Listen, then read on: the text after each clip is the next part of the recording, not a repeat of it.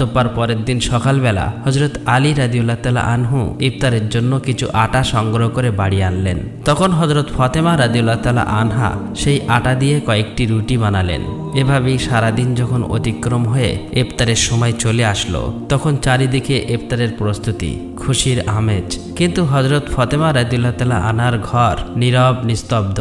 তিনিও রোজা রেখেছিলেন, কিন্তু সামান্য কয়েকটা রুটি আর পানি ছাড়া ঘরে আর কিছুই নেই। কষ্ট, অভাব, তবুও ধৈর্যর এক অপূর্ব সৌন্দর্য ফুটে উঠেছিল সে ঘরে। ছোট্ট হাসান ও হোসাইন রাদিয়াল্লাহু তাআলা আনহু, হযরত আলী রাদিয়াল্লাহু তাআলা আনহু সবাই বাড়িতে ফিরে আসতে লাগলেন। ইফতারের সময় হয়ে গেছে, সবাই একসাথে বসে ইফতার করবে। সবাইকে মাত্র 2টি করে রুটি দিলেন।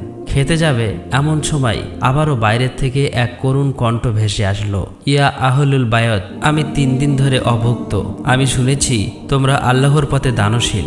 যদি কিছু খাবার থাকে আমাকে দেবে, ক্ষুধার যন্ত্রণা সহ্য করতে পারছি না।